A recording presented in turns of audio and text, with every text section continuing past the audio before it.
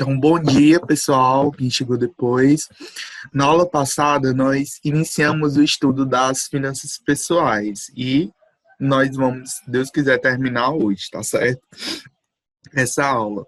Nós passamos, né, falamos um pouco sobre o dinheiro, né, o que fazer com o dinheiro.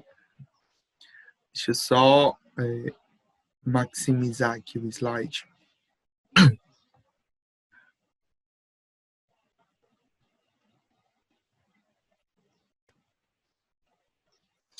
E aí, a gente sabe que, e a gente comentou isso um pouco na aula passada, que uma das maiores dificuldades da nossa vida é resistir a essas tentações de consumo, né? Eu falei na aula passada que nós somos estimulados a todo instante, né? A todo momento somos influenciados a comprar coisas que não precisamos, né? Não precisamos. Somos estimulados tanto pelo governo como aí pelas operadoras de cartão de crédito, né, a utilizar o crédito como extensão da nossa renda. Eu falei sobre isso também na aula passada, né?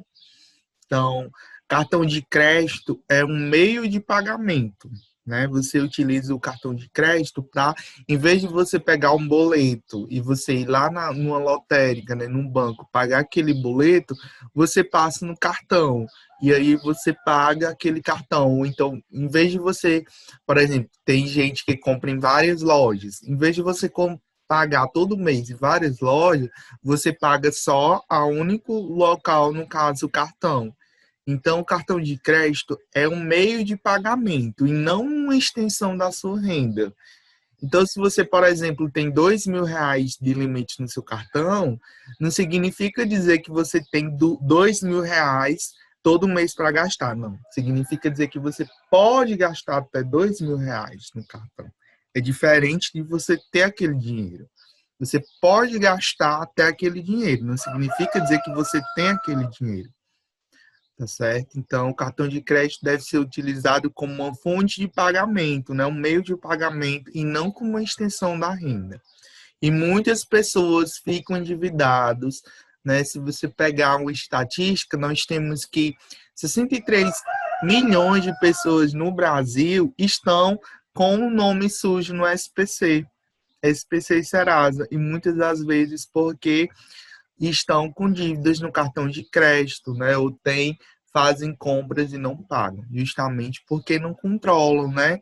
E se a gente não controlar essas tentações de consumo, se a gente não controlar esse lado das despesas, a gente não vai conseguir atingir os nossos sonhos, né? Então, todos nós, a gente falou um pouco sobre isso na nossa aula, todos nós temos sonhos, seja comprar um carro, né, seja viajar, né, pelo mundo, seja casar, seja comprar uma casa, né, interessante essa figurinha do casamento, né, a mulher domando aí o homem, né, com a coleira, achei engraçada a foto. Seja as meninas, né, fazendo cirurgia, todos nós temos um sonho, né? A maioria desses sonhos a gente pode quantificar, assim, a gente pode quantificar. E aí, qual é o seu sonho?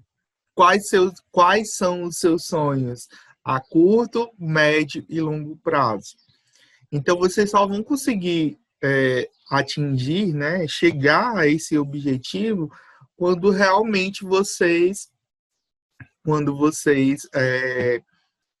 pouparem, né, e investirem o seu rico de dinheirinho, né? Aí vocês vão conseguir atingir, né?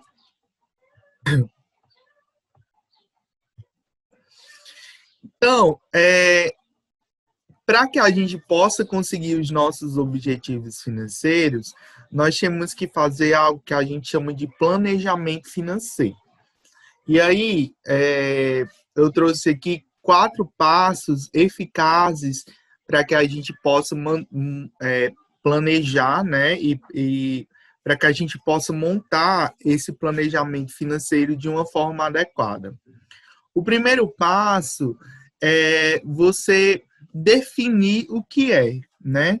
É o processo onde você vai racionalizar, né? Administrar a sua renda, os investimentos. Aliás, ele pergunta primeiro o que é, né? O que é esse planejamento financeiro? O planejamento financeiro é o processo racional de administrar a sua renda, investimentos e despesas, objetivando tornar realidade os seus sonhos, desejos e objetivos. Então, provavelmente você trabalha em uma empresa cujas metas e objetivos são traçados e acompanhados todo ano, não é? Já experimentou fazer isso com sua vida financeira? Então, vocês já pensaram nisso? Quanto é que vocês, mesmo vocês não trabalhando, né? Mas eu acredito que vocês devem ganhar algum dinheiro dos pais de vocês. Acredito que quando eu não trabalhava, eu ganhava, né? Então, vocês devem ganhar algum dinheiro dos pais de vocês. Vocês já pensaram o que fazem primeiro com esse dinheiro? E vocês já pensaram tipo, em juntar esse dinheiro e comprar uma coisa bem, um objetivo financeiro bem mais, como é que eu posso dizer? Bem mais arrojado, né? Uma coisa bem mais substancial, né? Bem mais cara. Se vocês poupassem esse dinheiro e investissem, vocês já pensaram nisso?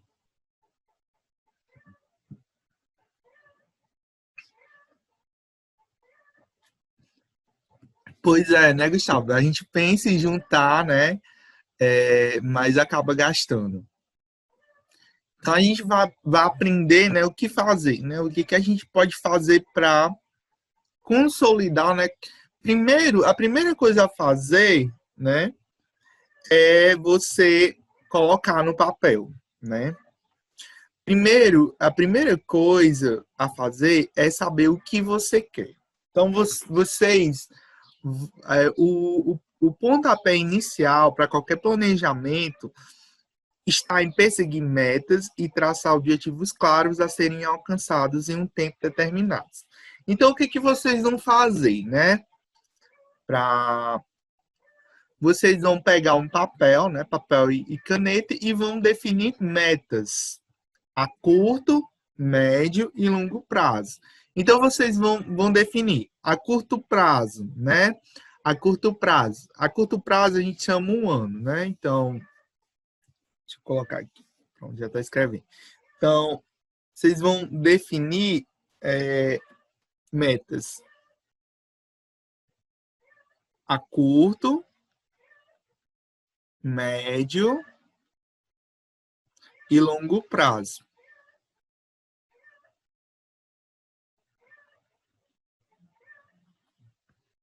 Curto prazo é um ano. Médio prazo é até 5 anos. E longo prazo é depois de 5 anos.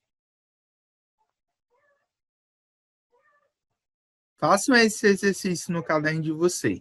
O que vocês querem comprar até um ano?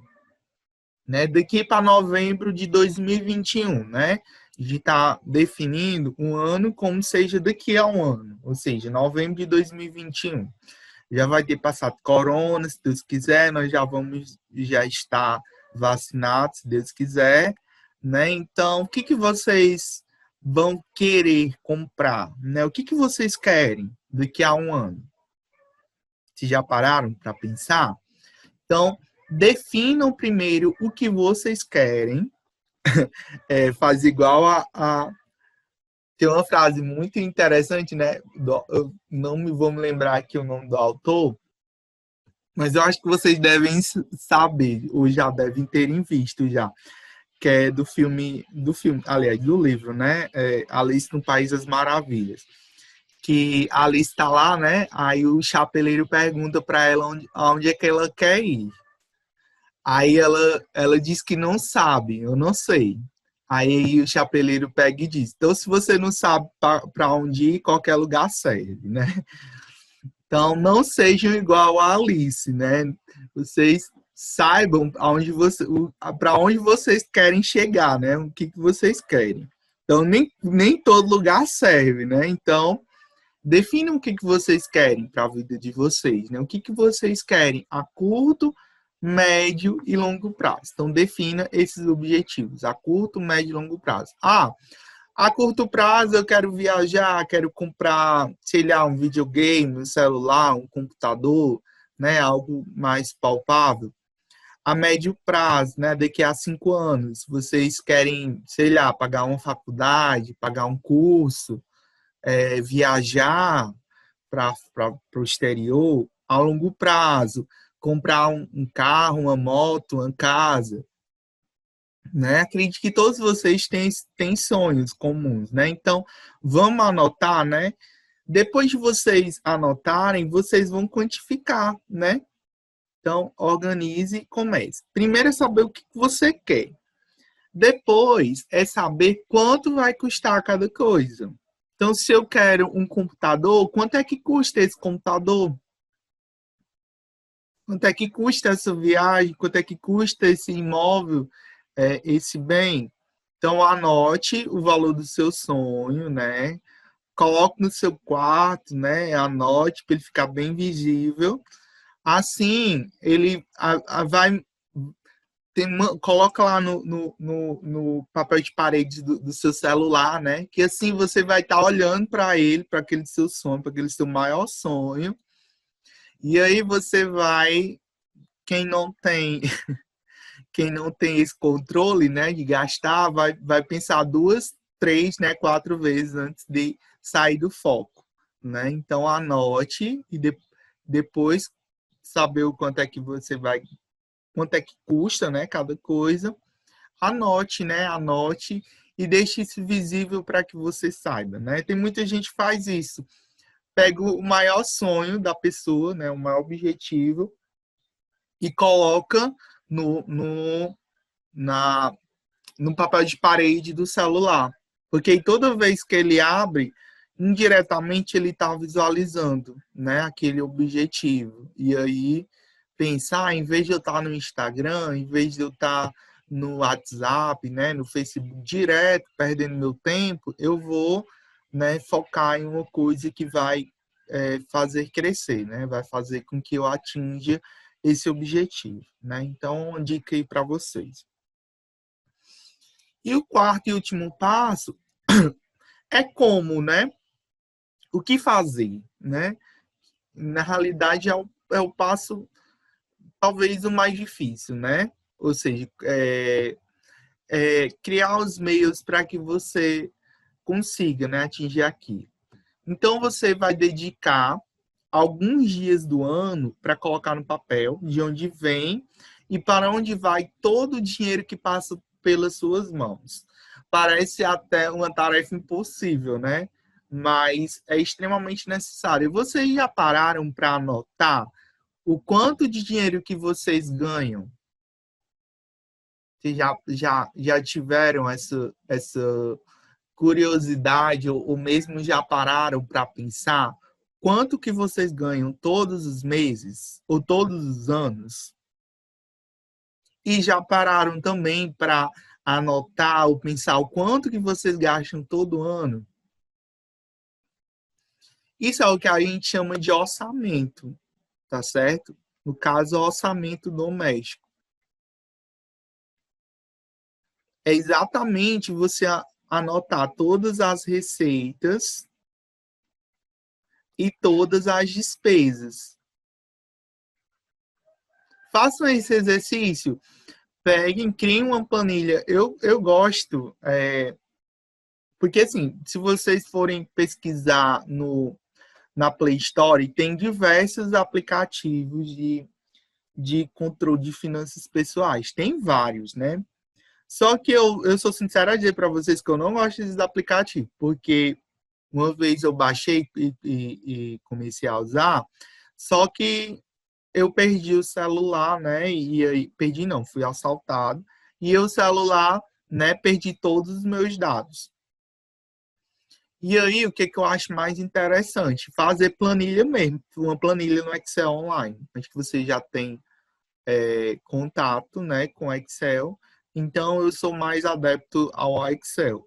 Mas quem é adepto a esses aplicativos, ou mesmo que é adepto do caderninho, né, do caderno da agenda, pega a agenda e anota tudo o que recebe e tudo o que gasta. É essencial saber o quanto que você ganha todo mês e o quanto que você gasta todo mês, para que você consiga saber quais são as suas despesas, quais são as despesas que dá para você cortar, né? Quais são aquelas despesas, para onde é que seu dinheiro está indo, né? Para que você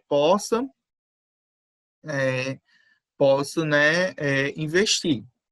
Tá certo? Então, é essencial que vocês façam isso, né?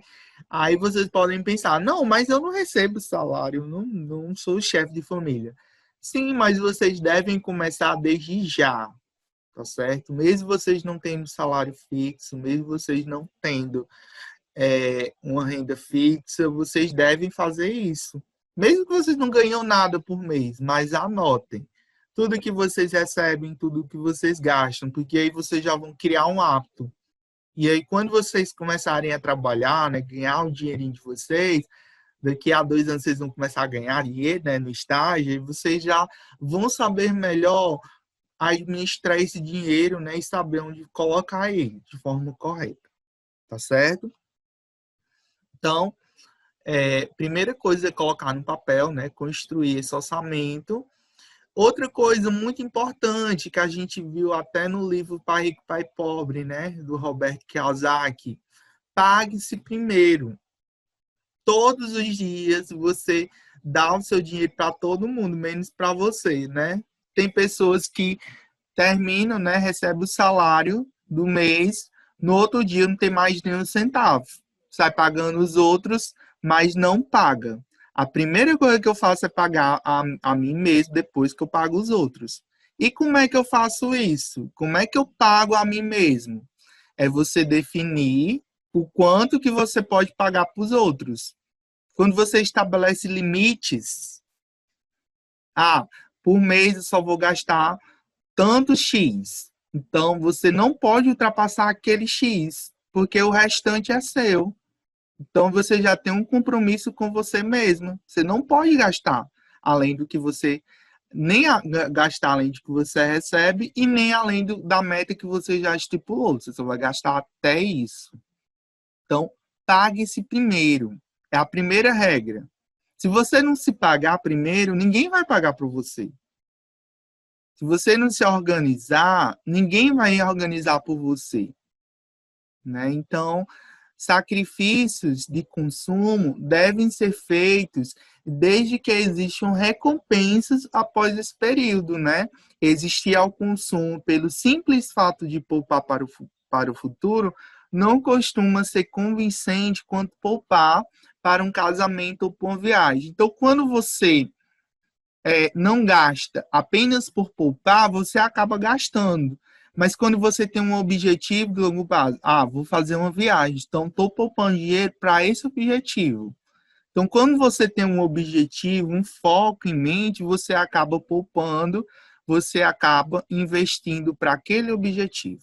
Quero comprar uma casa, quero comprar um carro, quero comprar uma moto. Então, todo o seu dinheiro, né, tudo que você está investindo é para aquele objetivo, né? Então, você deve poupar, investir para atingir aquele objetivo. Então, todos aqueles gastos que talvez seriam supérfluos, você não vai gastar, porque você vai, né, poupar para atingir aquilo depois.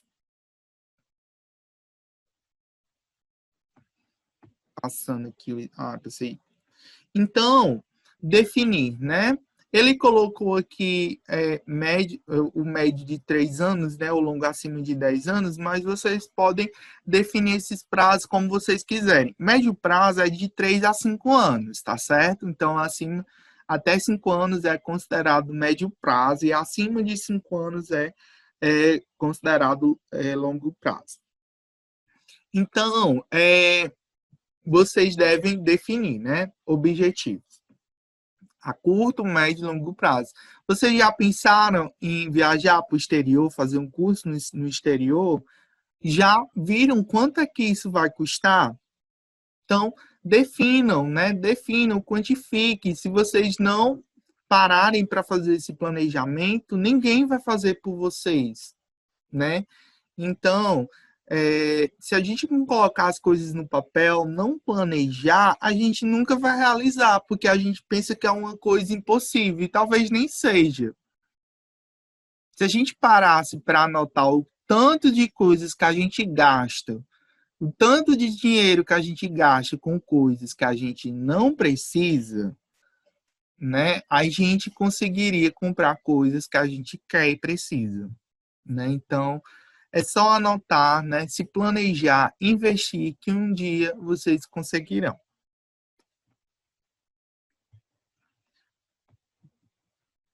Então, inicie, né? Se vocês não fizeram planejamento financeiro, iniciem agora, tá certo? Terminou essa aula, vai escrever no seu caderno seus objetivos de curto, médio e longo prazo. Inicie seu planejamento financeiro agora. Se vocês não fizeram isso, façam. Então, né? Coloquem no papel, né? Comecem listando, primeiro passo, né? Listem as suas finanças, né? O quanto que você recebe, quanto que você gasta e os seus objetivos de curto e médio prazo, né? Então, criando um orçamento, né, doméstico. Ele será o seu melhor aliado no controle dos seus gastos, considerando o total de suas receitas e despesas dentro de todo mês. Então, aqui a gente tem um orçamento simplificado. Aqui eu tenho a receita, né? Quanto que eu gasto todo mês. E aí eu vou listando as minhas despesas, com moradia, né? Se eu pago aluguel ou não, com alimentação, com transporte, com compras, cuidados pessoais, educação, saúde, entretenimento, né? E outras despesas financeiras. E aí eu vou anotando os valores e depois é importante também que eu calcule a porcentagem, né? Como é que eu calculo a porcentagem desses gastos? Eu somo, né? No caso aqui, ó, ele somou todos os gastos, né? Com moradia, alimentação, tarará.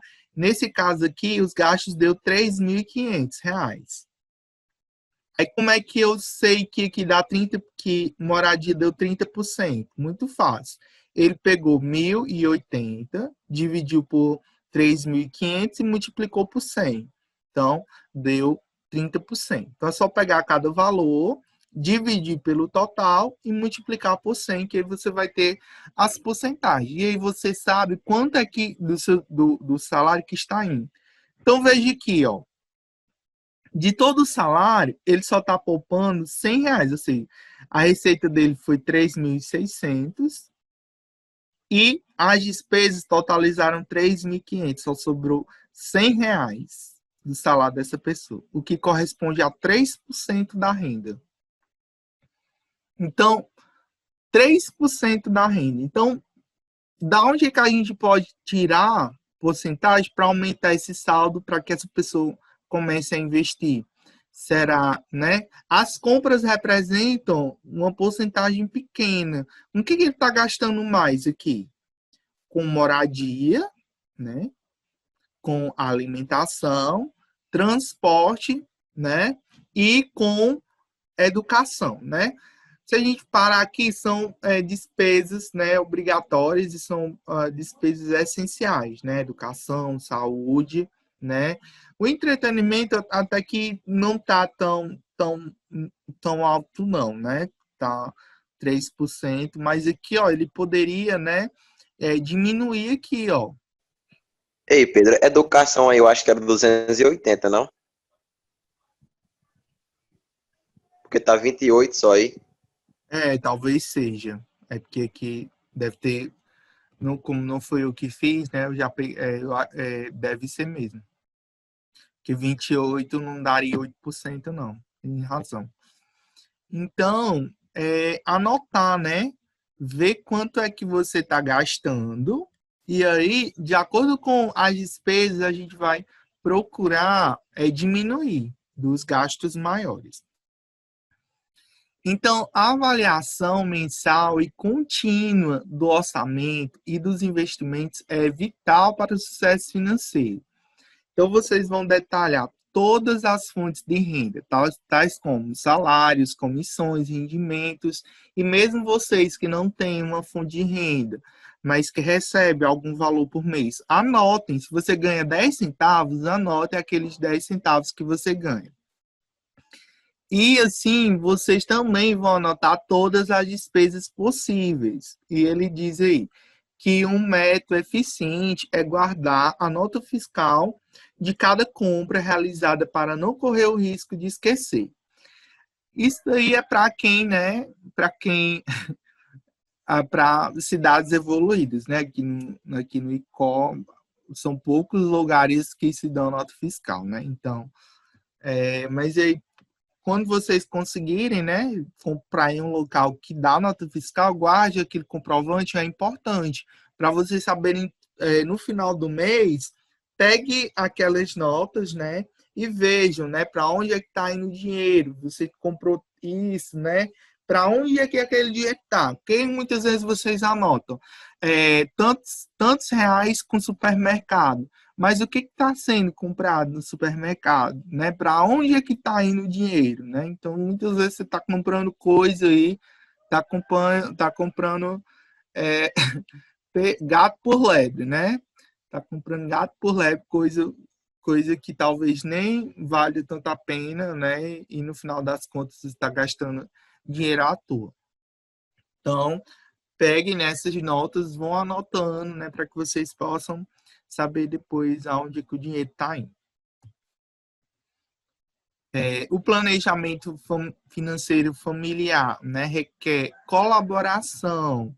Então, envolvam toda a família nos planos financeiros da casa, né?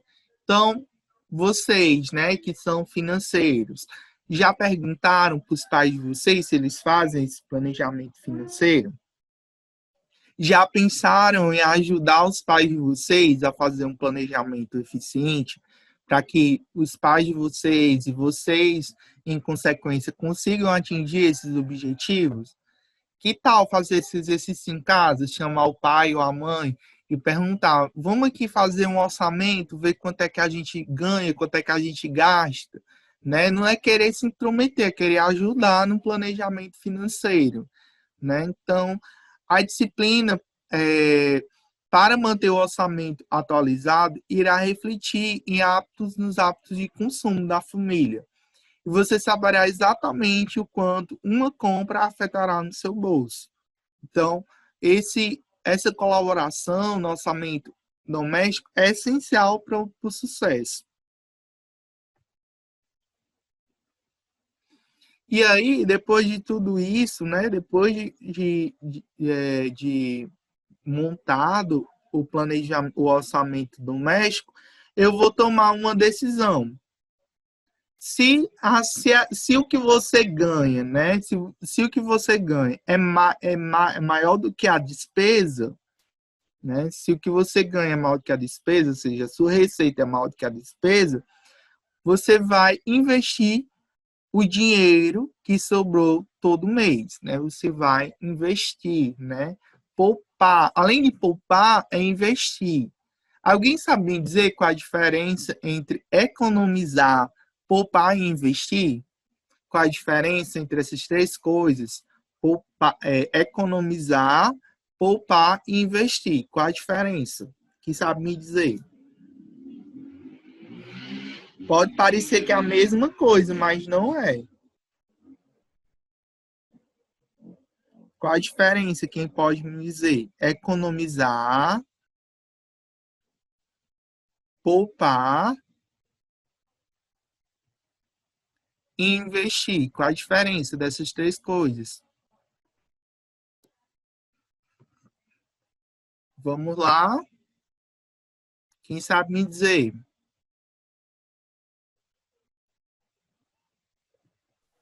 Eu acho que poupar é tipo você pegar, deixar o dinheiro lá e pronto, não investir em nada.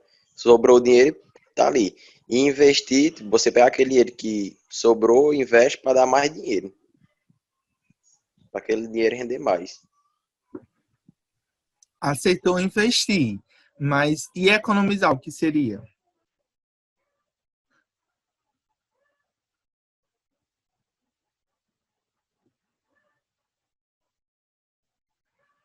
Qual a diferença entre economizar e poupar?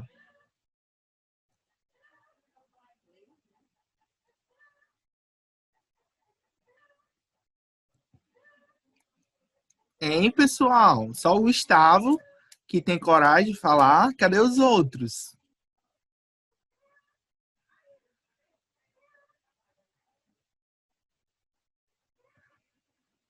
Karen colocou no chat. Acho que poupar não é gastar com coisas necessárias.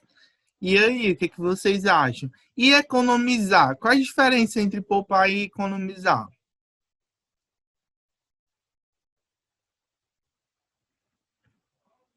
Quando eu estou economizando com algo, eu estou deixando de gastar, né? Assim? Então, pensa aí. Se tem dois produtos na prateleira, pensa em dois refrigerantes. Um refrigerante custa R$ 7 e outro refrigerante do mesmo sabor, mas de outra marca, custa R$ 6, diferença de R$ 1, vamos dizer, que é uma suposição. Um custa 7, outro custa 6. Quando você decide comprar o refrigerante que custa R$ 6, você economizou R$ 1. Então, o fato de economizar significa não realizar aquele sacrifício financeiro. Então, é deixar de gastar. Economizar, a gente fala no sentido de deixar de gastar, né? Ou não gastar. Economizar é não gastar. Economizei com aquilo, não gastei com aquilo. Tá certo? Então, é o que Kailane colocou aí como poupar, né? É você não gastar. Economizar é não gastar. Estou economizando minhas energias, né, para aquilo. Eu não estou gastando as minhas energias, né? Eu não estou gastando para aquilo. Então, economizar no sentido de não gastar. Poupar é guardar dinheiro.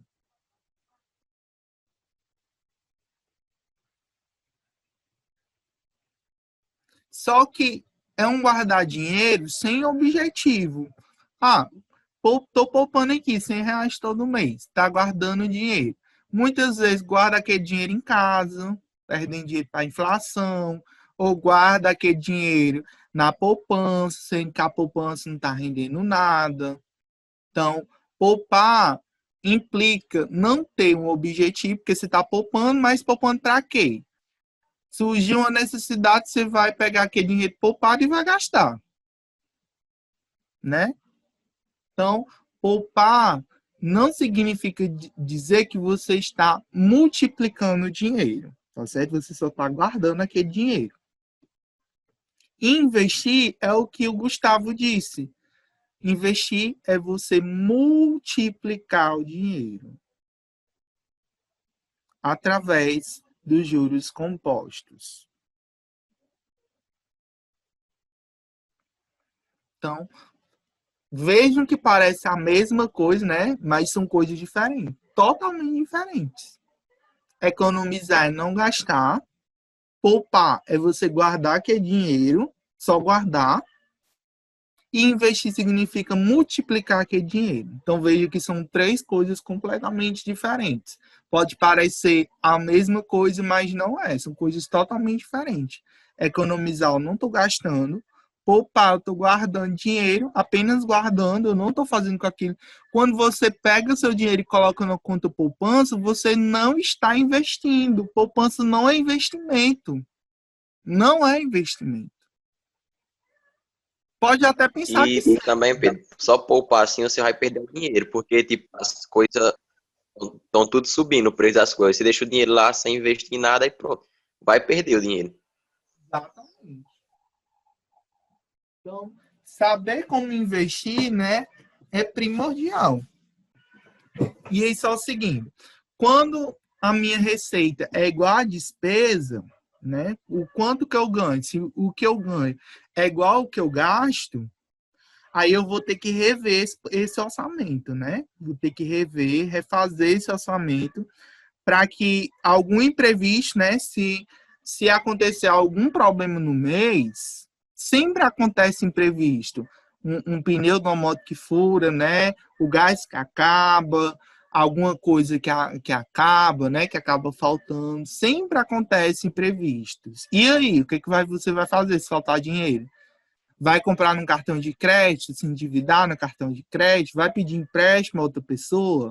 O que, vai acontecer se você não tem uma reserva de emergência? Né? A primeira coisa a você fazer nos seus investimentos é montar uma reserva de emergência.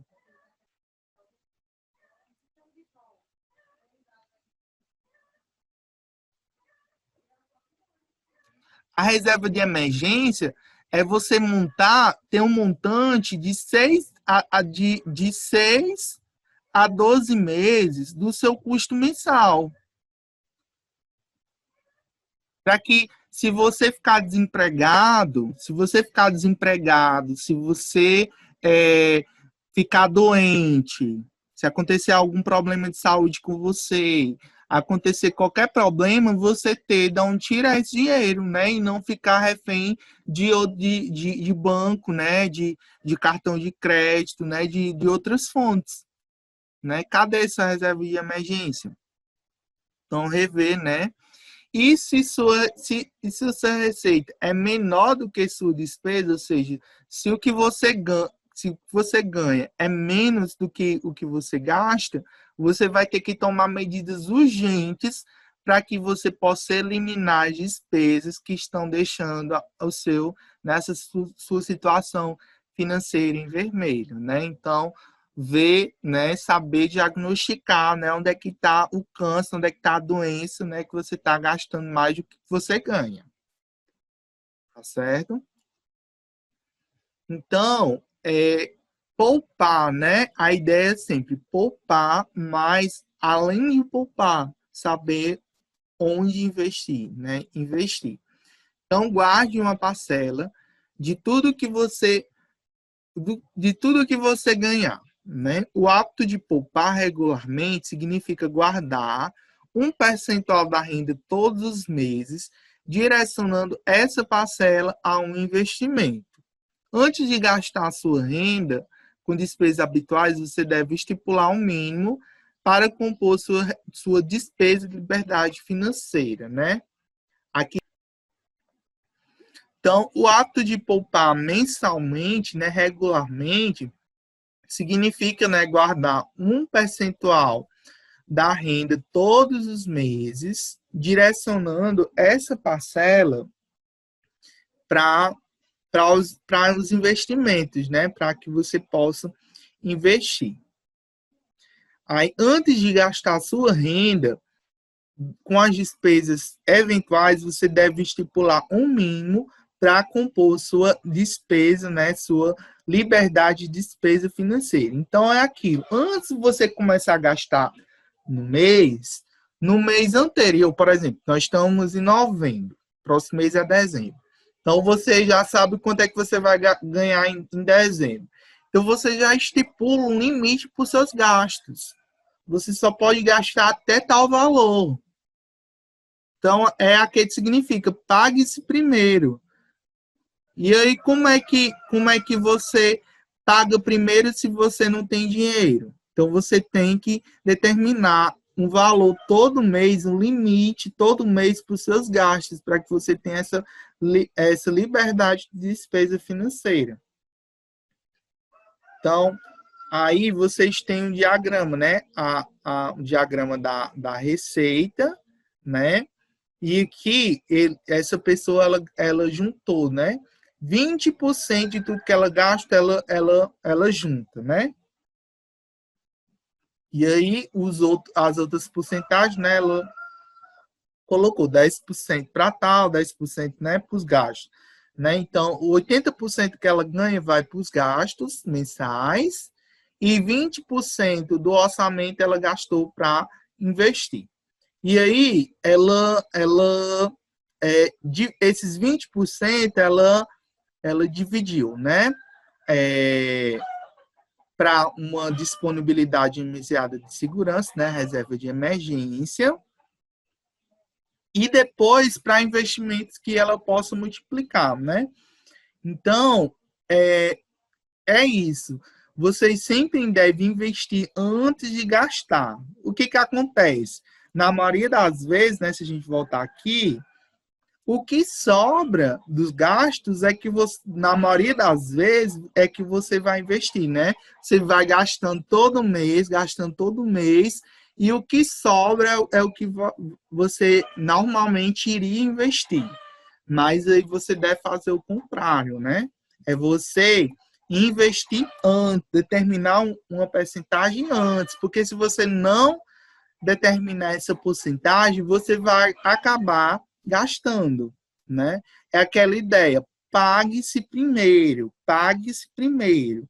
E o que significa pagar-se primeiro? É você determinar uma porcentagem comprometida com você. Então, é estipular lá no orçamento uma porcentagem, né? Um determinado valor. Tal valor é seu, tá certo? E o restante é para as outras despesas. Então, né, é a dica principal. Pague-se primeiro. E aí, poupando regularmente, né? Guarde uma parcela de tudo que você vai ganhar. Ao direcionar essa parcela, assim que o dinheiro ficar disponível, você não corre risco de gastar tudo e ficar na conta do vermelho. Haverá segurança em saber que existe um patrimônio sendo acumulado com o objetivo de proporcionar a liberdade financeira no futuro.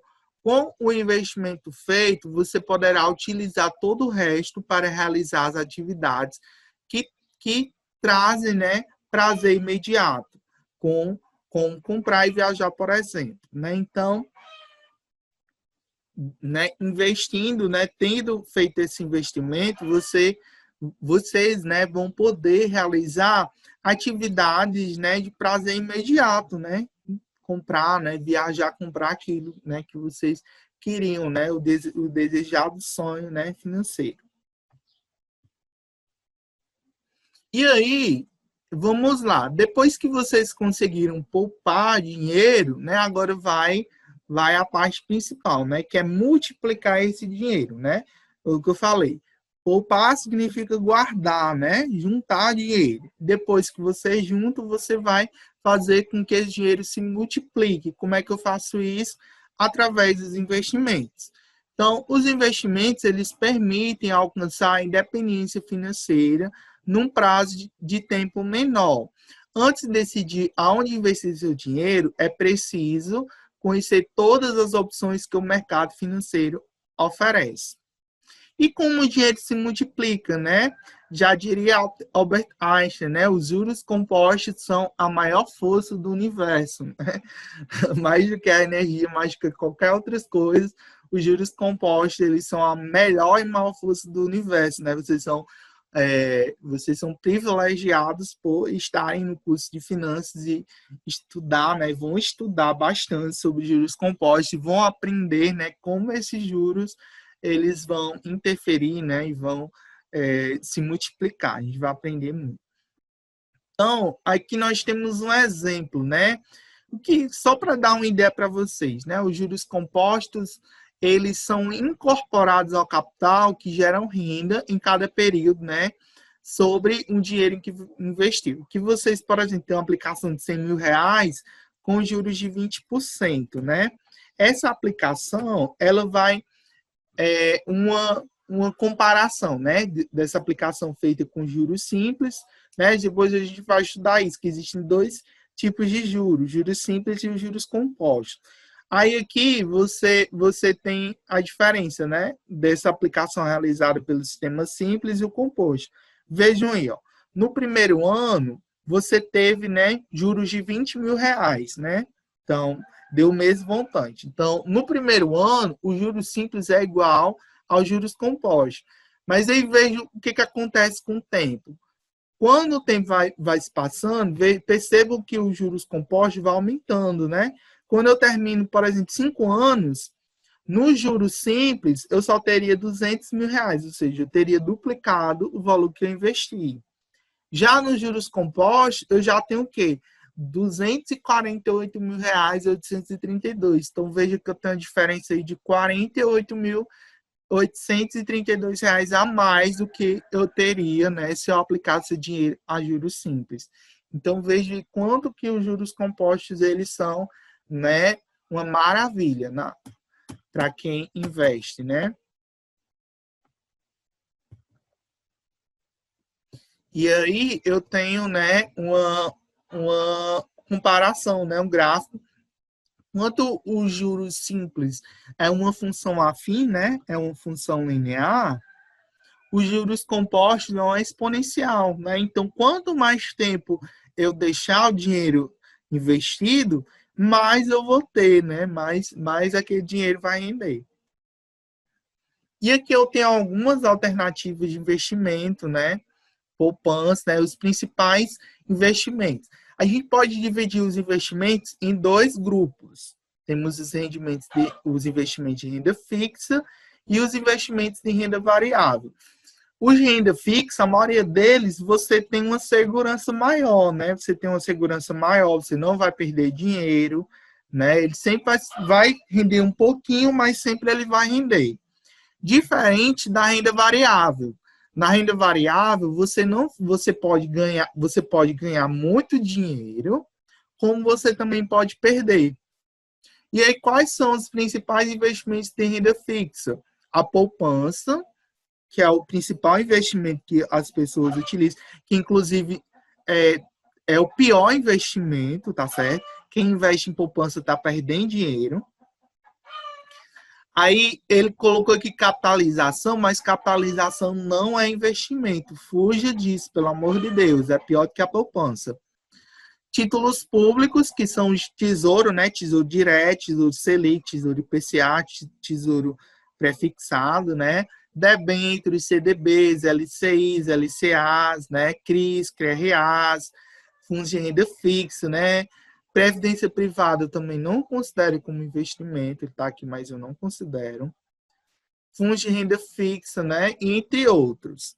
E os de renda variável, né? Os FIs, né? Fundos imobiliários, fundo de multimercado, fundo de ações e ações.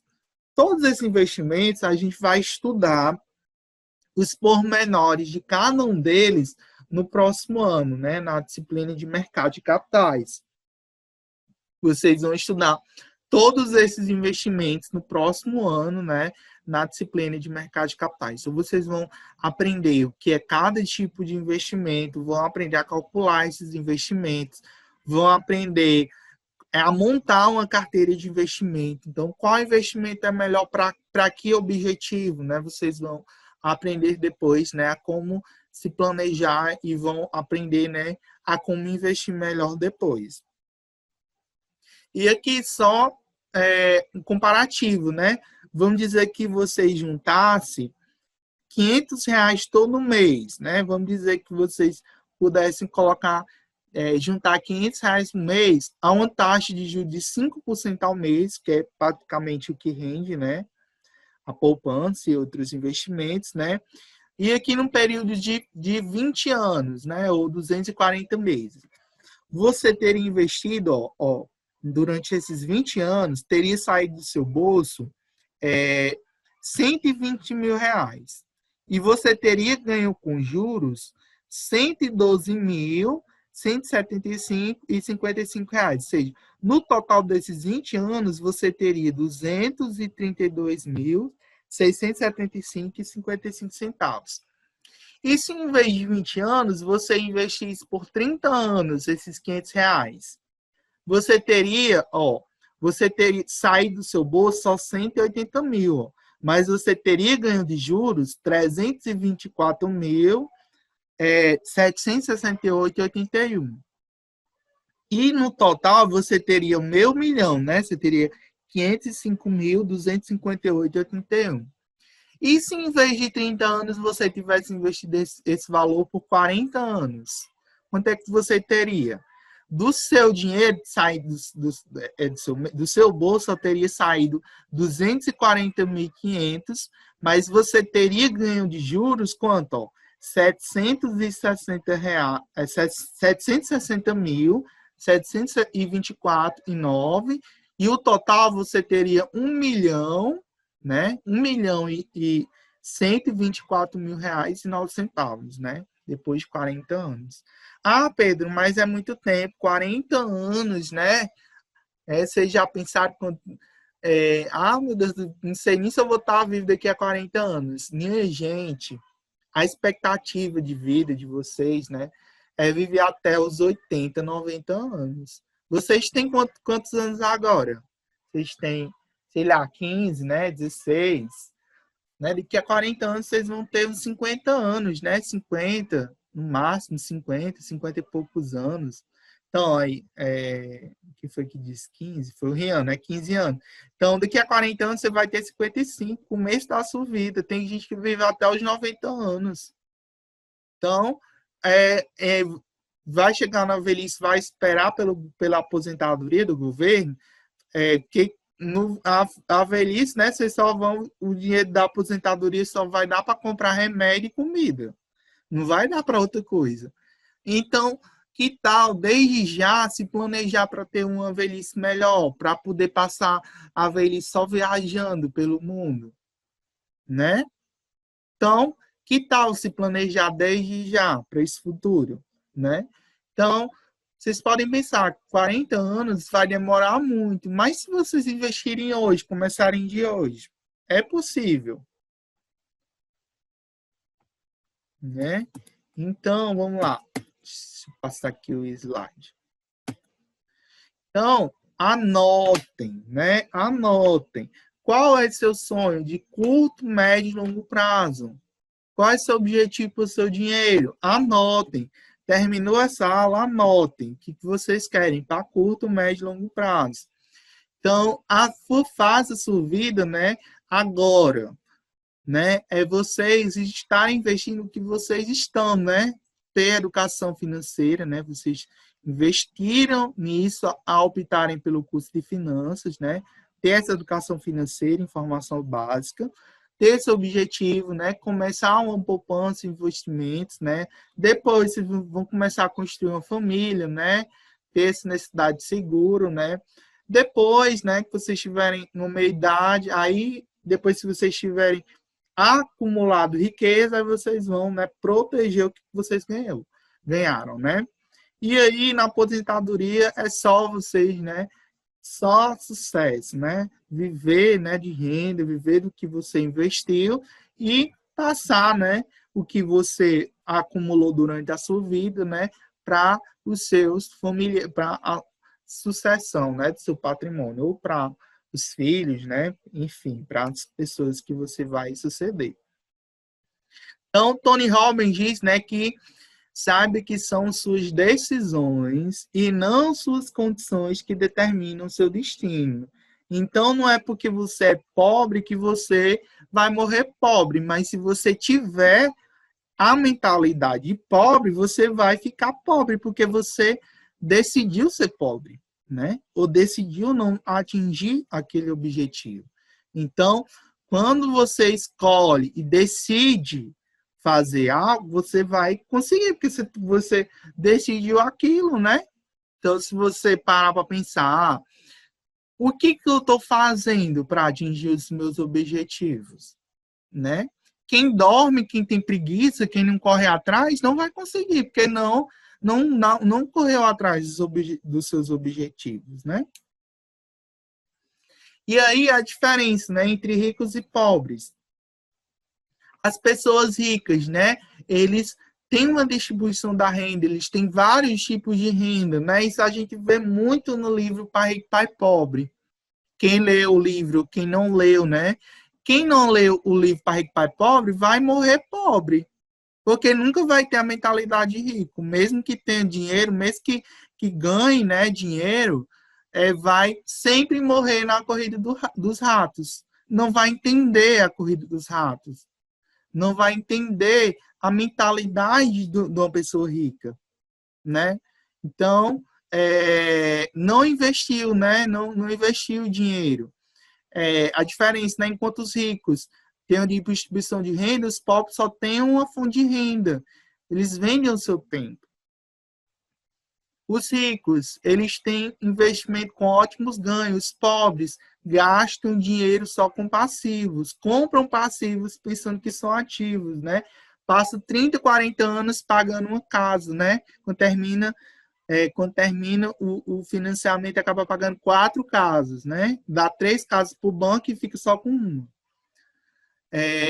Os ricos têm foco em fornecer valor, né? Fazer lucros. Os pobres só têm foco no dinheiro, né? Fazer dinheiro imediatamente.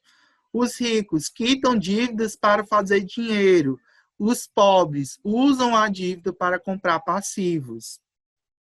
Os ricos possuem tempo para educação financeira, possuem tempo para ler um livro, né, para estudar sobre a educação financeira. Os pobres não têm tempo para aprender sobre o dinheiro e vão morrer pobres porque não tem tempo para aprender como multiplicar o dinheiro, né?